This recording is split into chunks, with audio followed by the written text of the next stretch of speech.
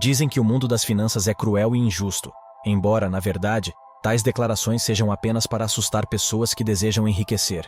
Porque, basicamente, ter sucesso financeiro e seguir as regras da riqueza torna mais fácil para qualquer um. Um excelente exemplo disso seria o bilionário discreto Andrew Carnegie. Hoje, o nome Carnegie está associado a Dale e a livros publicados em milhões de cópias, cujo título começa com a palavra como. No entanto, 100 anos atrás, todos sabiam que Carnegie era apenas Andrew. E o próprio Dale Carnegie, no início de sua carreira literária, mudou a ortografia de seu sobrenome de Carnegie para Carnegie após o falecimento de Andrew, por causa do tempo em que ele foi guiado por um simples cálculo. No último momento, o nome Carnegie era sinônimo de sucesso. A lembrança de um homem que havia feito mais dinheiro que John Rockefeller e John Pierpont Morgan. Se alguém fosse contar as fortunas dos bilionários do passado e do presente, ajustando para a inflação ou a participação de seu capital no PIB mundial na época, Andrew Carnegie estava em primeiro lugar entre os empresários, e sua classificação geral seria a quarta, atrás apenas dos grandes imperadores da antiguidade. A jornada do futuro bilionário começou na pobreza, até mesmo em um país estrangeiro. Andrew nasceu em 1835 na Escócia, mas seus pais tiveram que buscar uma vida melhor, então se mudaram para os Estados Unidos e se estabeleceram perto de Pittsburgh, Pensilvânia. Aos 13 anos, com apenas 5 séries concluídas, ele foi forçado a aceitar um emprego como coiler em uma fábrica de fiação, ganhando $1,5 por semana. Andrew se tornaria um dos homens de negócios mais ricos do mundo. A história de Carnegie mostra como ele seguiu regras que o ajudaram a ter sucesso nos negócios. Agora compartilharei um resumo passo a passo de sua carreira, começando por sua infância. O próximo trabalho que o jovem Andrew aceitou foi como operador de caldeira em um porão de fábrica. Essa profissão era muito mais fácil do que trabalhar como coiler, e ele também foi pago mais, $2. Logo, ele foi transferido para trabalhar no escritório devido à sua bela caligrafia. Outro adolescente poderia ter se acomodado depois de sair desse ambiente industrial, mas não Andrew. Ele deixou o paraíso do escritório tranquilo para trabalhar como mensageiro de rua. No entanto, a novidade da época era o telégrafo, cujo uso comercial não começou até 1837.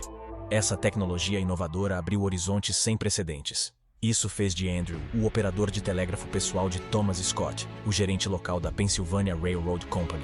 Apenas com 18 anos, ele já ganhava R$35 por mês, um salário considerável. Em 5 anos, aumentou seu salário original em 30 vezes e estabeleceu amizades com seu supervisor, Thomas Scott, que se tornou seu parceiro nos negócios. Andrew não economizou dinheiro para gastá-lo em entretenimento no seu tempo livre, ao contrário do típico jovem de 18 anos. Ele escolheu a terceira opção, investir o dinheiro em ações. Carnegie já estava comprando novas ações usando os dividendos das ações anteriores. Parecia que estava seguindo o princípio de pegar ou largar. Isso era notavelmente incomum para um rapaz de uma família pobre da classe trabalhadora. Lembre-se de que não havia cursos de enriquecimento na época, e a educação de Andrew estava limitada a apenas 5 séries.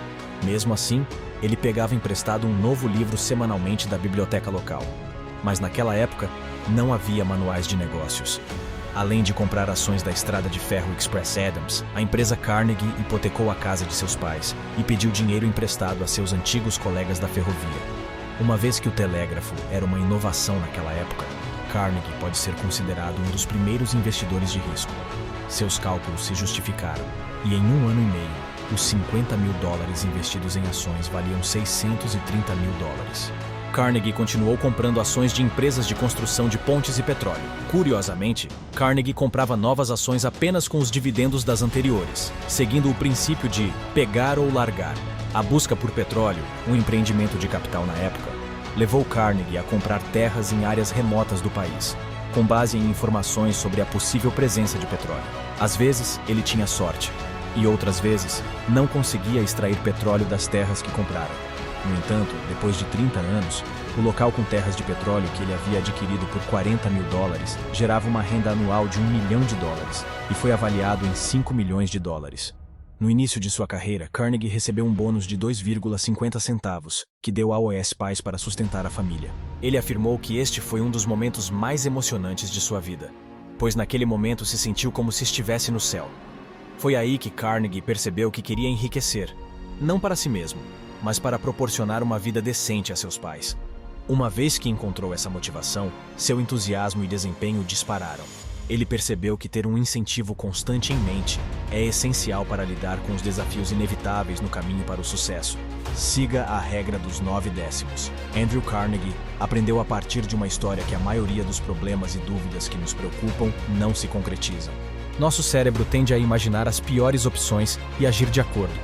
No entanto, na maioria das vezes, os cenários negativos nunca se materializam, e quando o fazem, não são tão ruins quanto pareciam antes. Lembrar-se da regra dos 9 décimos, que sugere que a maioria de nossas preocupações não se torna realidade, libertou Carnegie do medo do desconhecido e o capacitou a assumir os riscos necessários para alcançar um sucesso significativo. Embora Carnegie pudesse ter compartilhado sua jornada da pobreza à riqueza e seu relacionamento intenso com John Rockefeller, ele optou por compartilhar algo mais essencial. Ele enfatizou que a capacidade de esquecer os problemas e encarar a vida com otimismo era o aspecto mais importante de sua vida. Ele acreditava que essa mentalidade era mais valiosa do que milhões de dólares.